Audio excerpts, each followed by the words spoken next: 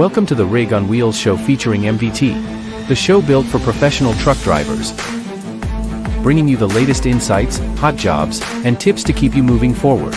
Powered by Mesilla Valley Transportation, the leaders in safety, fuel efficiency, and innovation, with over 1,600 trucks on the road.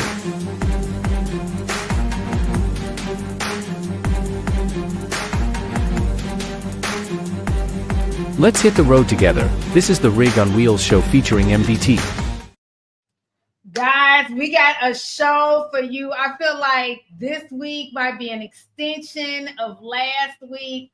I'm going to try not to get emotional, but you never know. Anything can happen in trucking. Tears just get to rolling. So Pierson, don't start crying, okay? This is not the show I want you to cry over. If I end this show in the fetal position under the desk, we're going to blame you. Okay. Now, trucks are piling up at the docks. Diesel is starting to shoot up a little bit. I might be exaggerating, but it is starting to go up. I am a little happy about it because we're getting some type of movements somewhere. It does make me nervous when it just consistently goes down. But the B1 visa drivers are questioning safety matrix, not just MVT. I have started researching that. And if you want the scoop, definitely stick around for it. I am Kameel E, the owner and host of the Rig on Wheels show, the #1 truck driver and recruitment show. And we proudly are featuring MVT. And as always, we have Pierson, the vice president of recruitment over there at Mesilla Valley. So where you at, Pierson? You in El Paso? Yeah, I'm in my happy abode here in El Paso. Should be for the number of weeks ahead of time, but have to have the blinds closed because I unfortunately am right next to a wall and some barbed wire fencing because we have pretty secure areas down here. So the problem when I have this window open is on this show, as an example, it would look like I'm outside of a prison. Not what I want as my natural background. That's why I was thinking that you were in El Paso in your new office because, you know, you weren't showing your barbed wire, and I just wanted to make a joke of you being a warden and all of that type of stuff. Maybe you was making sure that the recruiters weren't going anywhere. I FaceTime with some family, and they are now very concerned about my future. So hopefully I just keep that closed. Okay, so each week, you know, we're going to bring you the latest news, hot jobs, tips, all of that. But today we are definitely going to jump in and talking about B1 drivers, all of that, because, you know, it's some stigma around that, and it's still being stigma around it. And I think it's because it's just trending, and it shouldn't be trending. It should be trending in a positive way, but they're just trying to stick every little ounce of stuff on it. But let's go ahead and get into it. Why don't we start with freight? Yep. For the week of May 12th through May 18th, we saw a big jump in the spot market posts, 30.9% jump. So not necessarily surprised by that. What I am surprised by is, if you remember last week, we had safety checks taking place out on the road. Mm-hmm. So when you combine an increase in freight, but a lot of people avoid those weeks as far as operating goes, there was a 9% drop in spot truck posts. So a big increase, but about 10% of the population and the driver base in the spot markets held back from going on the road. So those two things being opposing forces should be interesting as we continue into May and look at the overall spot market rates. What I can tell you so far in May is we're averaging on dry van $1.97. That's up a penny versus April. I suspect as we close out the final 10 days of May, you will see that probably get close to about $2 and maybe get above the $2.02 that we saw in February. Flatbed sitting at $2.57, same as last month. Reefers up to $2.34, starting to approach those peaks that we saw in February. The spot market for this week versus the same period last year would have been up 3%. Last month would have been up 3%, and year over year is up 17%. Obviously, a big part of this is driven by the tariffs and the activity around the tariffs in China specifically. We've not felt much of an impact along the U.S.-Mexican border. It's been more out in California. We're starting to see the produce start to produce a little bit more in California as well. So unlike 3 weeks ago, where everyone was struggling to get out of California, you'll now see a large percentage of the driver base struggling to get into California, at least for the foreseeable, probably next 6 to 8 weeks. So that's going to be something to watch closely. Okay. And then it's so funny that you bring up a few things that I do want to talk about a little later, in a few minutes, not really too much later. But diesel, as of today, it's $3.53. So when I say it's shooting up, it is kind of shooting up. It's 6 cents more than it was last week. And that's the first increase since early April. So, and then even in early April, it didn't shoot up 6 cents. But it is still 26 cents less than it was this same day last year.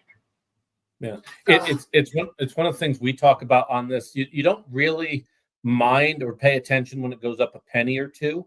That's kind of just a natural ebb and flow. Mm-hmm. Anytime you start seeing increases or decreases of more than 5 cents within a week, that's a dramatic swing in the marketplace. Now, this could have been driven by a number of factors, but as people listen into this show next week, it's going to be interesting to see if it holds steady or we see another plus 5 cent increase. Because when you get back-to-back weeks of that, there's definitely some larger market pressures being put on it. Right now, if there is another increase similar to this, that's when I'll start saying, okay, hold it, that's when I'll start getting a little nervous. But the gas prices. So as of today, the gas prices on average is $3.18, which is 40 cents less than it was this same day last year. And Pierson and I definitely like to talk about gas prices. So even though we are diesel folk, we know that everybody that's DOT is not diesel folk. Natasha, thanks for chiming in. She is a truck driver right now. She's kind of on furlough, recovering from an ACL injury. So she's recovering now. And so she's a faithful watcher there. She typically watches on YouTube, but I convinced her to get back on LinkedIn because I tell her we need truck drivers on LinkedIn. So thanks for chiming in on LinkedIn, Natasha. Oh, she's the coffee gal. Oh. Yeah, that's her. Yeah, the coffee one. Okay, so Pierson, last week was the Blitz week. Anything exciting happened with MVT with the Blitz week? How did you all fare there? We tend to do fairly well now. Again, we run engineered lanes, so we have some predictability compared to people that do irregular routes, as an example. So it was fairly uneventful for us. We had the same number of people out we almost always would. We don't necessarily shy away from that week. We have customers that have some pretty consistent freight patterns. So we would have service failures of an additional 10% of our drivers took that week off to avoid it. The nice thing here, and this is the big part, if you do your pre-trip inspections, which is amazing in our industry, if you look at PSP reports, how many people are clearly not doing pre-trip inspections. But if you do the pre-trip inspection, you will generally find that you want to get an inspection. Most companies like us will pay a bonus if you get a clean inspection. Mm-hmm. So it's one of the positive reinforcements carriers can provide to a driver is go get inspected. I can tell you we had an owner-operator at a previous company that racked up about $27,000 in bonuses over the year because they constantly intentionally went down through a pathway that would get them an inspection so they could, at $100 a pop, get a clean inspection. Do not shy away from law enforcement. If you do your job effectively on a pre-trip, there is money to be had in that. Plus, if you're your single owner operator or 2 trucks, 3 trucks, it helps your CSA scores. If you can pass clean inspections versus your peers, clean inspections are a great thing. Your insurance provider likes them. You end up getting less hassle from the DOT. So it's always sad when I see about 10% of people decide to take a week off as freight's starting to pick up. I get why they do it, but it's not a sound business practice. No. You end up losing a week of productivity. Yeah, definitely. That's for sure. And that momentum is something you need to get your business to going and all of that. So you all did well, no hiccups. I see a lot of people that say that they did pretty well. I didn't see any craziness on social media too much. Yeah, it gets overblown a lot, and I know people worry about it, but that's the thing is, and Natasha brings up a really good point. They do not cover a lot of this at trucking schools. Most of the people that come into the industry, I don't think people realize once they get done with trucking school how ineffective that driver is, and I use that term lightly, driver at that point. They have the bare bones minimum. It's the next 6 months to a year that they really become a professional driver if they're committed to it. Your pre-trip, I can tell you that we normally have about 4 to 5 people a week come in orientation that we don't get rid of them, but we'll fail on the pre-trip inspection. Now, for us, it's an opportunity because we have a chance to basically do a refresher with somebody and go, hey, let's do a pre-trip together. That pre-trip saves you a bunch of money. If you can effectively have equipment go down the road, because small things in this industry become big things very quickly. And one of the commercials we run here where Royal talks about how to treat the truck, part of that comes into that pre-trip inspection. It takes about anywhere from 10 to 20 minutes. You technically cover a bunch in that short period of time. But if you can do a good pre-trip inspection, as a driver, you will avoid issue when you go to the weigh scale.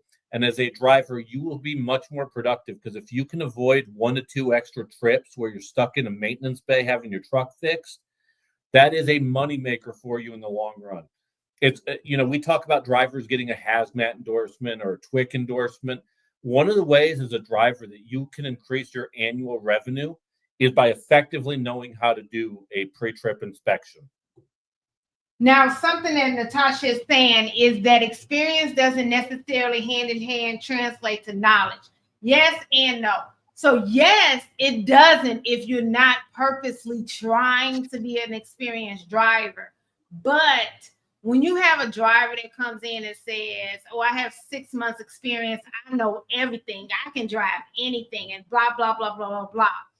Also, if you have a driver that had 6 months experience and feel like they're a professional driver, a lot of times they can't be because they haven't driven in all seasons, or not even talking about cross country. It's just a lot of aspects they haven't even come across all the way, not just as a truck driver, as a recruiter. You're really not a great recruiter until you've been doing it 5 years. Okay, 5 years, because it's every year is something else that you need to uncover, unlearn from the year before, different habits that you've done, or different emotional IQ that you need to gain. It's like basketball, right? It's the same thing. And it's not, there's some carriers that will go as far as you have to have continuous, no time off. And I'm not talking about because of injuries or anything like that. Their thought is if you're a professional driver and you're a good driver, you will always be able to have a job. There is no time that you're going to have time off. So it's just like basketball. Sorry, I used to be a basketball mom. So there's never a time that you can put down your the boys put down the basketball and say, oh, I'm going to do something else. No, basketball is 9 days a week, all the time, every month, 12 months out of the year. There's never a day off. There's never a month off. It's continuous all the time. There are no off seasons.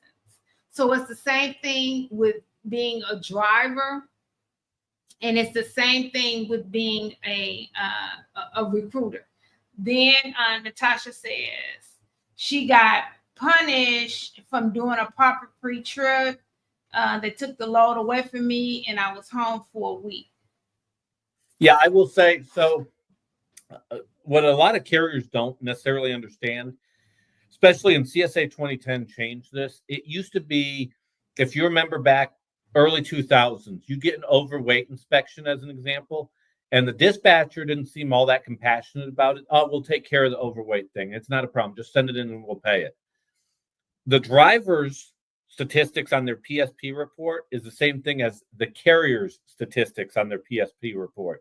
So when I take somebody on as an example, it's not in our minimum hiring guidelines, but if I have a driver that applies here and they have 8 inspections and all 8 inspections are littered with issues, when I hire that driver, all those issues are now my issues. We are literally joined at the hip on that PSP. So a lot of times, in particular, hits companies that are hiring owner-operators.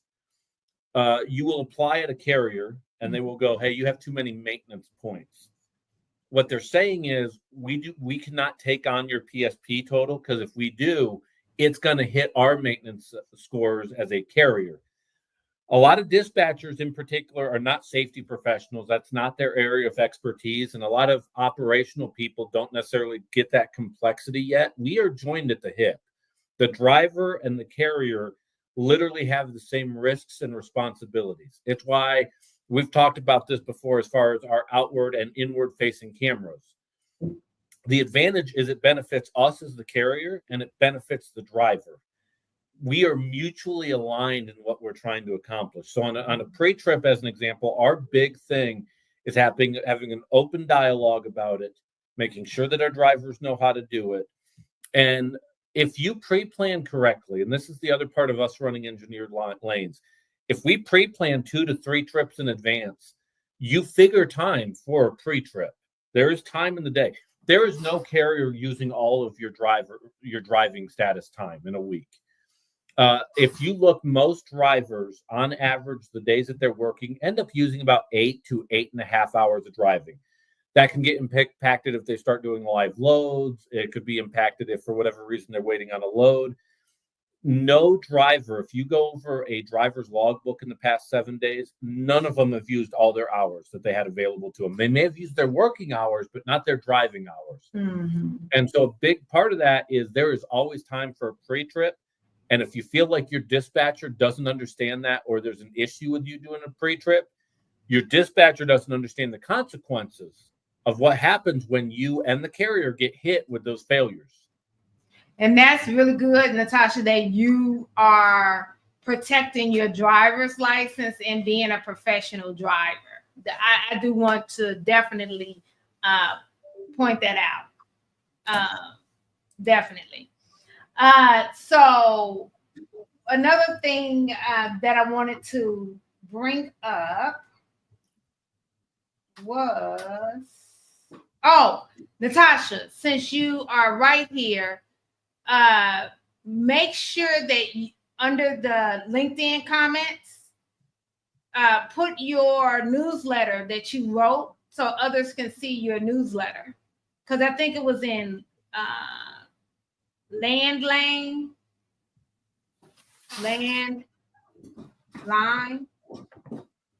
I think it was.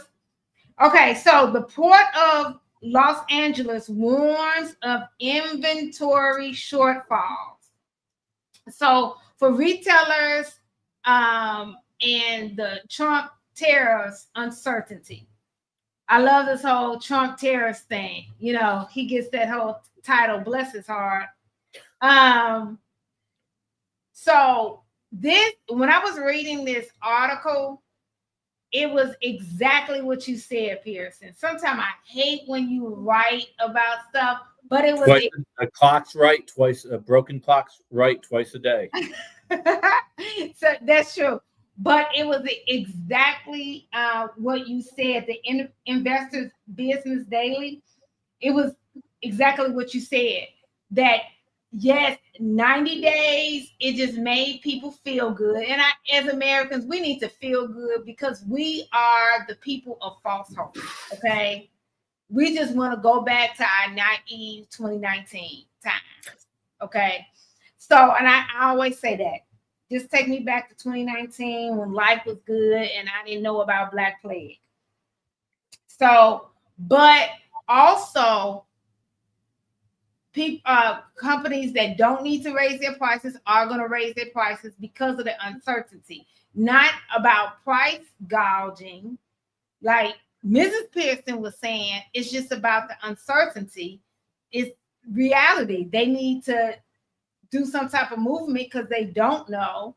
And then like Walmart is saying, I'm not going to allow you, Trump or Trumpers, to cut into our profit. So we're going to increase this stuff, like it's increasing by large amounts, not by little amounts either. One of the things people don't understand necessarily about retail is how the product on the shelf that's already at the store can still fluctuate in price.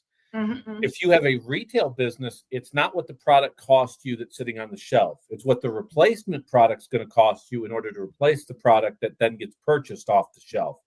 So as an example, you can go to a Lowe's and buy lumber. And if a 2x4 is $18, and all of a sudden you show up the next day and it's $24, but you're sitting there going, it's the same piece of wood. The replacement cost is what you're actually paying for it. So that price of wood's not changed. Nothing's gone different. You're taking that piece of wood, but you're technically paying for the next piece of wood that will come into the store to replace it. And so it's one of those things, how you can watch things shuffle on the retail circuit is because you're sitting there looking at the same product. But the forecast is over the next 90 days to 6 months is that they're going to have to pay that retailers going to have to pay that replacement cost at a much higher clip. So a lot of these costs you are seeing happen instantaneously. And then they definitely said when stores don't get enough products, of course, the price is going to rise. We know about that. But only a little more extra stuff that's not English, but pretend like it was. I can't. We got what you're saying. Okay. Extra inventory came in because they have to make sure the necessity stuff for hospitals came in. So for retail and everything else, so that's auto parts, all of that, that's all retail. So it's hospital stuff that was prioritized, which thank you God for that. But everything else is not prioritized. So everything else that's coming in as cargo on these ships and everything is not prioritized. In 90 days, really, as Pierson said last week, it's really not enough time for anything to move and shake. 90 days is basically done. These ports are not as organized and well-maintained as you would expect them to be for such a large operation. Because it's not China. That's right. It's not automated. We do a lot of this stuff manually.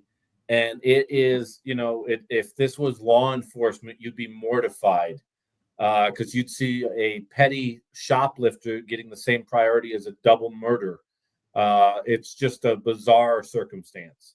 Absolutely. Like, I like that analogy that you said. I couldn't have said it. Well, I probably would say it a lot more gruesome if I said it. But it's literally really terrible. Like if we were in China, our ports would run so much more efficiently outside of the country. In Asia, the ports are just fantastic with the robotics and the AIs and everything else.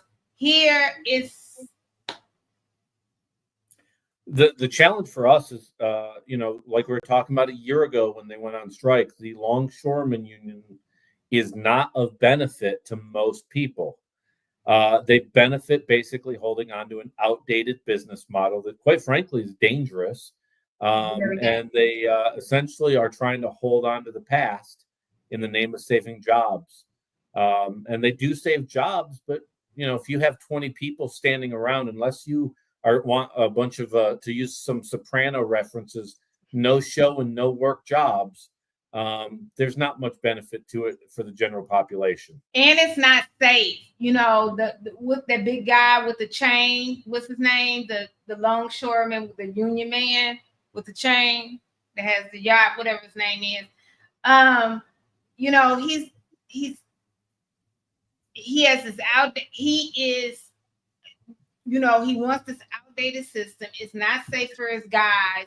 We're in now this disaster that really can be better and a more efficient way of doing business for our supply chain through this Trump tariff situation that may not even be as bad as it is. And I'm not a Trump person. We all know that. But it could be more efficient. Trump's plan could be more efficient if we had a more efficient port system. The challenge is a lot of politicians know where their bread is buttered. We don't have term limits, so we have special interests that will keep people in place that will keep the status quo. So generally speaking, you know, part of, and for what you either agree with or disagree with the Trump administration, the swamp is real. There is legitimately a swamp in DC, and this happens at the state level too. So here in Texas, it's in Austin. In California, it's in Sacramento. Mm-hmm. That most of these people don't respond to votes as much as they respond to money. Mm-hmm. And so our supply chain is, you know, it's kind of like we've talked about the Jones Act, which Memphis used to be an industrial powerhouse in this country. What killed Memphis was the Jones Act. It no longer made it a reliable spot to have a port because they limited it to American crewmen, American ships. It was a protectionist measure during World War II. And so the politicians, if you want to give the economy a boost right now, literally get rid of the Jones Act, and you'll see an immediate efficiency gain in the supply chain. But we won't see that because it behooves certain business operations that have big, deep pockets to continue the same outdated thing in place, which is a topic, trust me, we could stretch out this podcast for 2 hours. Have term limits. Do not let people sit in office for 40 years. I agree with that. They need to go and refresh themselves, go back in public, private sector, all of that. We need fresh blood, everything, because it's just, yeah, I agree with you. We could be on here forever. We could. Yeah, because they become a machine, like in Chicago. Yep. Oh yeah. Chicago's the extreme version of it. But trust me, if you're any type of government, you should have the same level of skepticism that you would have of Chicago. Chicago's just been doing it longer and probably more efficient at being corrupt. Right. But you can find the same thing in Austin, in Sacramento, even Pierre, North Dakota. Yeah. I agree. I definitely agree. I don't Pierre the capital of South Dakota and North Dakota.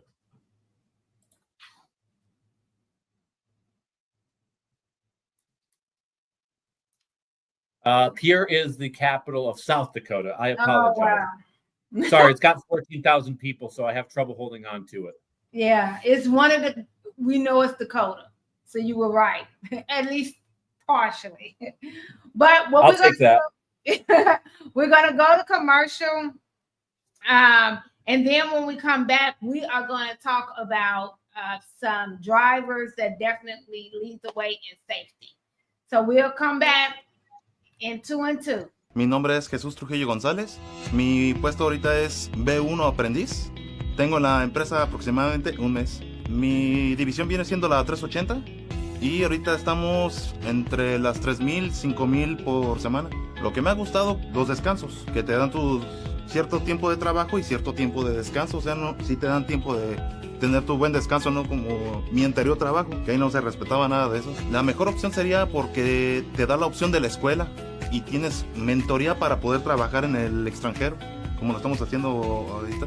Me ha mostrado con el apoyo de la mentoría, porque sí, aquí llegué y es un país extraño, no sabía sobre la conducción, sobre las reglas que hay, y con la ayuda del mentor, él te va explicando, porque lo llevas de copiloto, te va diciendo qué hacer y qué no hacer. Me he sentido apoyado por la oportunidad que me dio, porque me otorgó lo que viene siendo el apoyo del mentor, sobre los bonos que hay, pero más que nada sí viene siendo malo del mentor, porque te viene explicando el modo de trabajo de la empresa. Me parece muy buena porque la empresa nos otorga unidades nuevas no son para nada obsoletas y son de tecnología del día. Me llamó la atención porque, más que nada por el tiempo, porque aquí, como lo repito, aquí sí hay descansos, y allá donde en mi anterior trabajo no era de pegar hasta llegar al lugar, y eran desveladas y estar provocando accidentes, pues, porque uno ya va durmiendo. Lo que sí me gustaría compartir es lo de la mentoría. Eso sí es una excelente oportunidad de trabajo. Más que nada es el apoyo como familia que viene siendo aquí. Aquí sí pides ayuda y luego tienes respuestas sobre el apoyo que necesitas. Tanto como en la escuela de inglés o en carreteras, asistencia vial, todo está muy bien. Más que nada, invitarlos a que salgan de su zona de confort y venir aquí para experimentar lo que es ser un B1. La verdad, la empresa sí te da muy buenas oportunidades.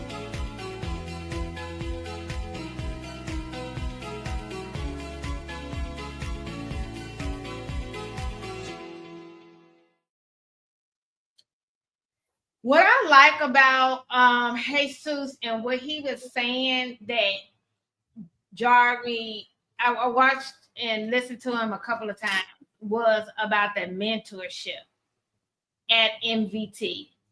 That was beyond what he thought it would be, basically. But it's the mentorship that did it for him. Now, when the B1 drivers come to the United States, typically they're here for 6 months. It could be extended. So don't get me wrong, they can be extended, but I'm just letting you know. So, but they have been driving in their home country already for some time. So they're not new drivers. They're proficient in English, and then also have to have extreme safety measures already. So they're top-notch drivers. They are professional drivers. They are the cream of the crop, and they go through stringent measures in order to be commercial drivers in the United States. But there's a few things that I kind of wrote down for Pierson. I know that Pierson and I have like a difference of opinion when it comes to shortage of drivers, not shortage of drivers and stuff like that. I feel like it's a shortage of drivers. It doesn't matter what the reason why it's a shortage, but it is a shortage. So this helps, and it's not like a fly-by-night situation because it takes a long time to get them, but they are screened, they're trained before they even get to MVT. And then when they get to MVT, MVT goes through their own process. Now, Pierson, you let us know last week and then let me know offline, because of everything that's going on and what Trump did, that was already a law already, but MVT took it upon themselves, which they do a lot, as to why the retention is so good, safety record is really good, and it has improved over the last several years. But basically, it's considered like an audit, but I don't want to use that such a harsh word because it doesn't sound human. But basically, you all went one by one with each B1 driver and made sure that they understood English, they can speak it, they can understand it. So when and if they got pulled over by DOT, they would be okay. Well, the concern here is not being pulled over by DOT, and it's not really so much on Trump. It's more at the state level, starting with Arkansas. The challenge, and this is where it will make its way to the federal level, is we can account for the DOT. As we talked about, it's in the FMCSA handbook. It's been in there for God knows how long, probably the creation of the FMCSA period or some version of it. With that said, if you start getting cops, these are not DOT officers. These are not people that are experts on anything to do with trucking. Cops that go off their own view of what an American citizen should look like in the truck. We can't attest for that. We can't count for that. We had a driver that most recently had a conversation with a cop, then the cop insisted on him writing out the conversation. That is not a DOT requirement that you have to write out a dissertation of your job. And so that's the part that we're worried about. Is it's not the law, it's going to be the basically how they enforce the law. And if you have people that do not understand anything about trucking, have their own personal beliefs, and we all have biases one way or the other, we all do. I am telling you right now, I should not be a cop.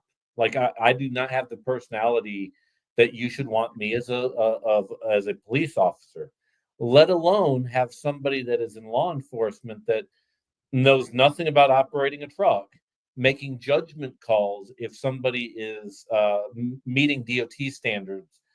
We see that being a major problem and confusion over the next 2 to 3 weeks. We're addressing internally as best we can, because when the environment is so gloomy or dark and you can't see past 2 to 3 weeks, you need to be prepared as a driver for the unexpected. There's going to be a number of companies that this impacts. With that said, keep in mind your B1s come into the country and leave the country. They do not come over here and run freight from point A to B to C to D. Literally just like a Canadian, they come into the country. They could go deep into the country, but the next load they take is going out of the country. So these people are not folks we're competing with necessarily for freight. They simply are really involved with the cross-border operation more than anything else. But your person that lives in Duluth, Minnesota, probably doesn't have a clear understanding if somebody that's Spanish speaking can understand and read English completely, if they're going to go off their own sets of standards. It's the same thing when people first ever take a load. Let's say you lived in Texas and you took your first load up to Chicago. Some of the dispatchers in Chicago of Eastern European origin probably are hard to understand at first if you're not used to hearing that kind of accent when you speak to somebody, if you've never left the state of Texas. I'd argue that there's places in this country that do not have the proficiency to make that judgment call, but that's where we're at right now, is that you may have people making a judgment call that we would argue are in no position whatsoever to make that judgment call. So how do you think that first of all, I thank you for wanting to even have this conversation, because stereotypically my bias with you being all buff and stuff, you look like a deputy sheriff that, may not want to have this conversation. So, but what do you think? First, let's back up. Tell us, with your B1 drivers that are at MVT, why is this so frustrating? Because what ranking would they have? Well, so this is the hard part. A lot of times politicians and even the public discourse, we respond to one-off events. Something major happens, a plane falls out of the sky, a building collapses, and we utilize that one event to set our notion that this is a major continuous problem. Mm-hmm. There was a recent story that I commented on this past weekend on LinkedIn in Chattanooga where they had a major truck accident. And they had a 45-year veteran of the road giving his thoughts on hiring practices. Then they had an attorney come on and give his views about the industry being dangerous. And my comment was simply, you took one driver's opinion, who's never hired another driver and is one of 3.5 million CDL holders, and put him on a pedestal as an expert on something he does not do for a living. And you have a lawyer who is incentivized to tell you that trucking's dangerous. He's the same type of dude that runs billboards basically on how to sue trucking companies. It behooves him to say that the industry is dangerous. But that story for the general public would make you think that we have an epidemic within the industry based off that one story. I didn't point out to it being biased. I really thought it was more lazy journalism at its best. So the problem here and what started this in Arkansas was a single accident. a single accident where it appears that people didn't follow their hiring guidelines, their agreed to guidelines with their insurance provider, and they didn't follow the FMCSA stuff. And now we're responding to a single accident that took place. Well, there's 3.5 other million CDL holders operating in the country, 2.1 that do what we do, full truckload.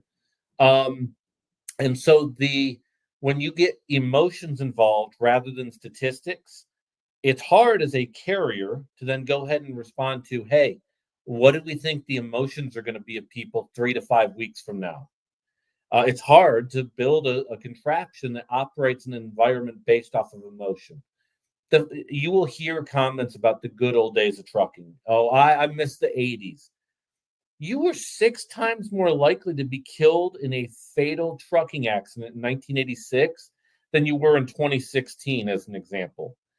There's parts of the 1980s that are romanticized, and I get that nostalgia plays a role in that. But I'll point out in the 80s, my grandfather was popping no-dos running 5,000 miles a week as a solo driver before finally falling asleep on a wintertime lake in upstate Michigan. Those events don't happen today. So we are responding to emotion. Right. Your grandfather was popping no-dos and everybody else was doing lines of coke. Yeah, he was the good one. He was no-dos. Right, he was the clean one. You know what I mean? He was no-dos, and then, but everybody else was doing lines of coke, like literally. Like, that's what it was. And I'm not exaggerating, maybe a little, but the other 85% was. Yeah, every statistic I've looked at, the B1s are extremely safe. Both in MVT's case, they're actually our safest drivers. And in the case of the industry, they're extremely safe because they don't want to get pulled over. They don't want that interaction with law enforcement. So they intentionally keep under the radar. It's part of why visa drivers that come over here from places like Zimbabwe and South Africa and Tunisia, they are extremely safe because they know they have a pathway to citizenship within the U.S. and they don't want to compromise that. So you end up getting a very safe driver. The problem is one event creates an emotional response. And then on top of that, they were drivers for years in their home country prior to, and then it's so much rigor to even be in that particular visa program. These are not just work visas. These are particular type of visa programs. It's why I tell carriers, you need to give credit for previous experience. So as an example, let's talk about military personnel. A lot of them have a DD-214 that if you were an 88 Mike or other similar jobs, I'm not saying it's equivalent. What I am saying is you need to count that experience, because if you can drive in the middle of a war zone, something tells me you're going to be able to go down I-45 effectively. You might need some training because it's not the exact same thing. But boy, if you can keep your cool as a driver while you're being ambushed, I would like to trust you moving a load to Home Depot for me. Yeah. I'm just saying, Kameel driving in front of you, 15 miles under the speed limit, you probably will be able to not have road rage. I'm just saying. Yep. Yeah. It's the hard part is you trying not to have biases. And the challenge that we're going to face as an industry is we are dealing with emotional knee-jerk reactionary efforts, and it creates uncertainty. And so this is going to be interesting to see how this plays out. We have a VP of risk management that has a tall order ahead of him over the course of the next several months. A lot of this stuff will get pushed to the federal level because, again, the DOT, the Department of Transportation, and FMCSA, it's why I tell a driver that, you can't smoke weed just because it's legal someplace. We are not mandated at the state level. We are mandated at the federal level. And there's certain elements of this that are required to be at the federal level. Ever since the 1938 Commerce Clause, this became federal. Yeah, and I think it's more than just emotional. It's emotional. It's going to be racial. And it's money. So yeah, I would say probably in that order. Yeah.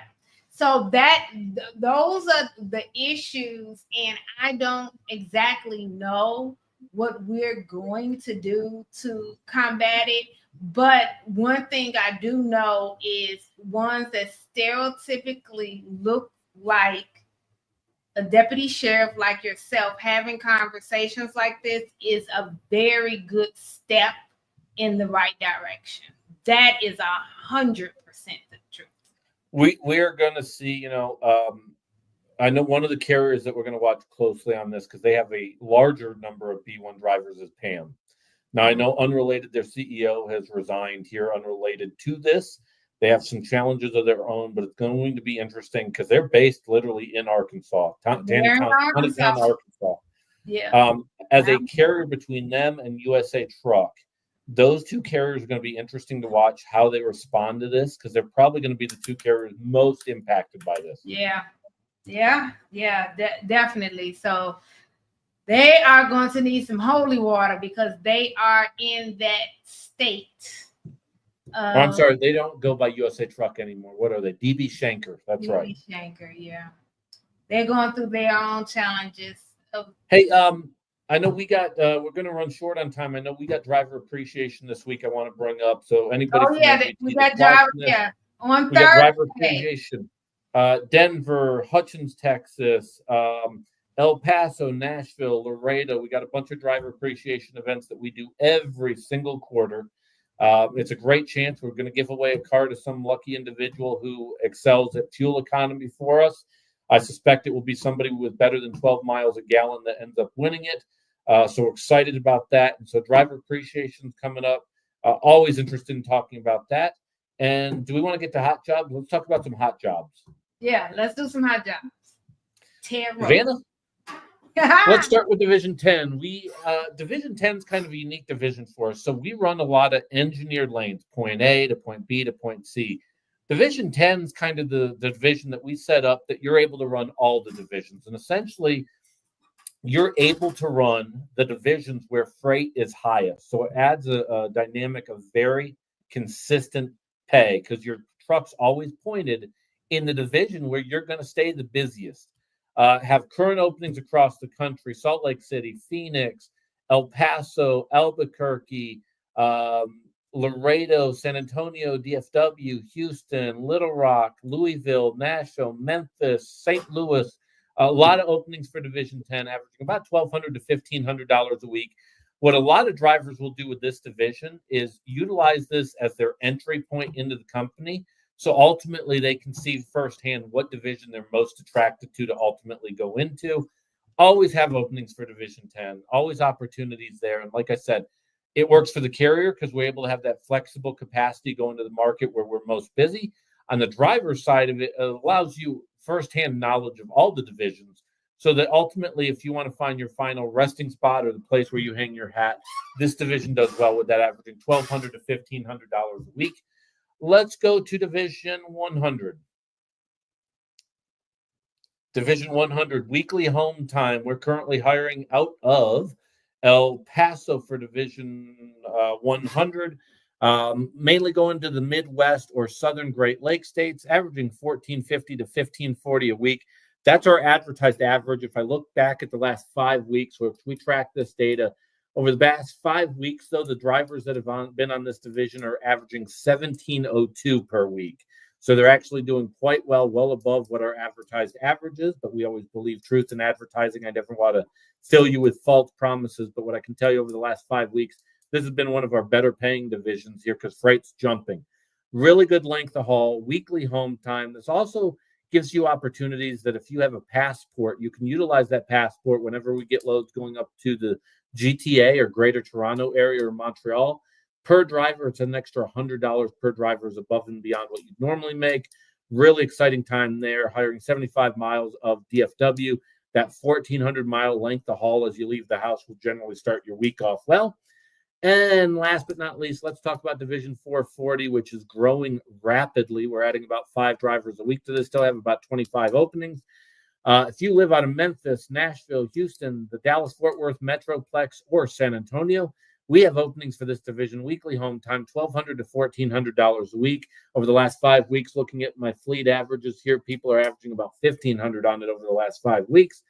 A lot of drop and hook, a lot of locations. Some of our customers on this division have been customers of us going back 20, 30 years at this point. So they're very familiar with our equipment, and a strong, organized dispatch community. And what I mean by that is it's a very collaborative work environment. The dispatchers on this particular division, on average, have been with the company going on more than a decade.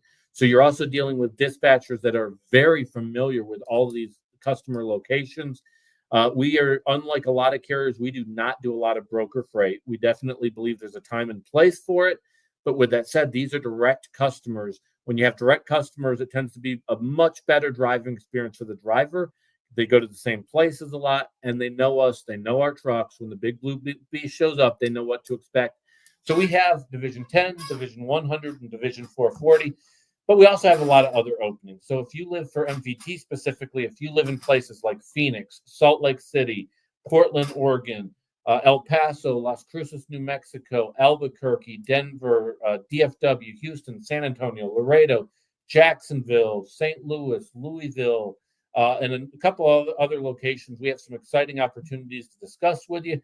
And as always, if I've mentioned an area that you don't live, but you're actively looking for a career path more so than just another trucking job, call the number on the screen. That's 281-968-3100. That's 281-968-3100. Or visit the fine folks at rigonwheels.com.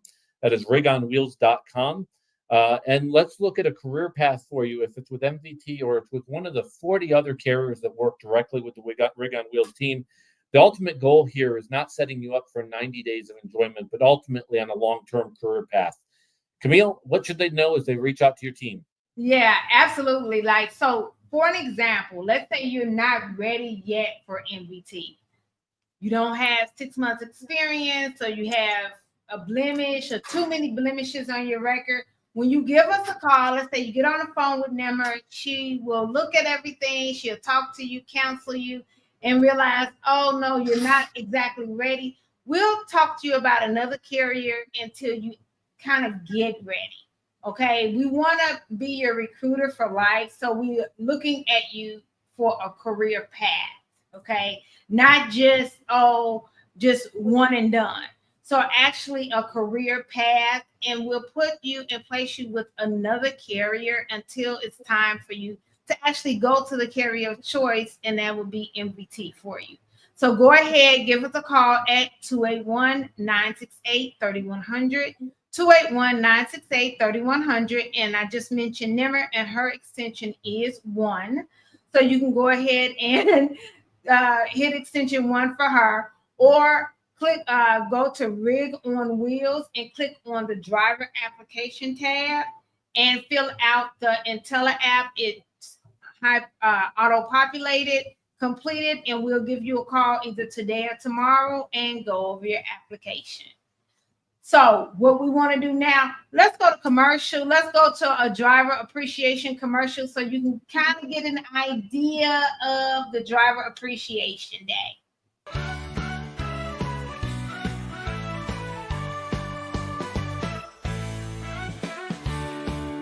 I feel very, very excited about my achievement. I'm very proud of giving to the company the legacy of the Sandoval family. I'm very proud, very excited. So you can see it on my face. So very excited. Well, it's been a big passion of ours to get fuel mileage and to be the best. And my goal was to get all the drivers wanting to do it. It'd be one thing if I have 5 drivers kind of get fuel mileage, that's great, but what's that doing for the environment? What's that doing for the company? So by creating the game where he or she with the best fuel mileage at the end of the quarter gets a car, it makes a lot of the people want to do it. So the idea is to get more and more people trying to get through. I mean, we create the best truck we can get. I make a truck that's easy rolling, less parasitic drag, very aerodynamic, and then I got to get in the head of this gentleman and the other people driving and make them want to drive it that way. Where you can drive the car easy. I always say if you treat it like it's about to break, it never will. Treat a truck like a beautiful woman, gently, caress it nice and caress it gently and make it last. Makes the truck last, makes you last. And the safety, like he said, patience. patience is everything. Patience in truck driving. If you're impatient, think about every time somebody pulls in front of you, which is all the time. You get all mad, you can just run into them. You got to try not to wreck with these people. You're always driving defensively, so you ease on the brake and you make sure you don't want to just slam on the brake and then slam on the gas. That kills the brakes, kills the mileage. So when they're being patient, they're slowly taking their time and staying out of the longest line and getting in the shortest line and ease around and just make yourself go gently and go. Just take care of it, and that makes you safer. It makes the tires last, makes the brakes last, makes the motor last, and makes the fuel last, and it makes the people around us last because we're not running over them. It's safety. Okay, my name is Roberto Sandoval. I am a driver trainer in this company. I have 24 years as a truck driver here in this company, and I win the 25,000 and also the trainer of the year, mentor of the year. I can't believe it right now, but I do the best always. What do you do in order to get the best fuel mileage? I always do, first of all, be positive. Secondly, set my objectives up. And third, just do it. No matter what happens, because sometimes you cannot get a good MPGs because there is a traffic, a lot of wind, or heavy loads. But I wait for tomorrow. And don't worry, be positive no matter what happens. Just avoid be anger or I can do it. No, I can do it. I'm gonna do it. That's all we have to do. Don't give up. Never give up. I'm so proud of Roberto and all the things he's done, and it's not just his family. I forget how many people he's trained over the years, but we've had a lot of car winners and a lot of trainers that are still training here that won a car because they learned from him. They went on, they started here, they saw how he did it, they listened, they watched, and then they go win a car on their own, and then they train somebody who then wins. It just keeps getting passed down. We just keep creating better and better drivers, and a lot of it started at the top, and the top is Roberto Sandoval. Thank you, Mr. Rivera. Thank you. Always is a pleasure to see you in this season. It's the holiday season. What would the holiday do without Sandoval?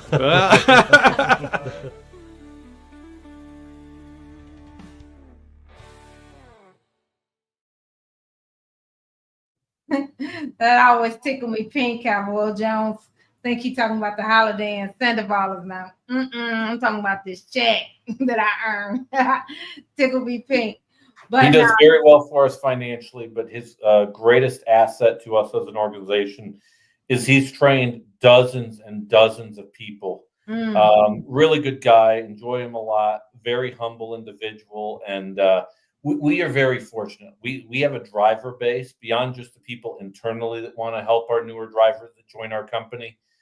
We have a driver base that is very much into helping each other out. They want to take care of each other. They want to talk to each other. And so Roberto gets featured on the ads a lot, but we have about 150 people that what we call mentors that work with both new drivers in our industry that join our industry in El Paso, as well as DFW and Laredo. Or as an example, we talked earlier in the show about somebody failing a pre-trip inspection. What we'll often do is have somebody in that scenario spend a couple days working with one of those individuals so that we want to hire that individual and make sure they're effective on the road. Very receptive, especially if it's coming from a driver that has 10 plus years of experience with us. You know that you're dealing with somebody that knows what they're talking about. Absolutely. And that's kind of what Jesus was talking about earlier. The mentorship and everything that comes along with being at MVT. Well, we have gotten to now the top of the hour, everybody, boys and girls. So what we'll do is see you next week, Tuesday. It'll be after the holiday, right? Because Monday is holiday. Oh, crap. It approached quick. Yeah. This year is going by slow and fast. The key here is for anybody watching this, we have, with it being the holiday week, we have a Wednesday and Thursday orientation only next week. Yes. So the key is the spots are filling up quickly is to go ahead and apply today, get that application into us so we can get you in for that one orientation class being held in both Nashville, Laredo, and El Paso. Have some pretty good openings still available right now. But the thing from a driver's perspective, act soon.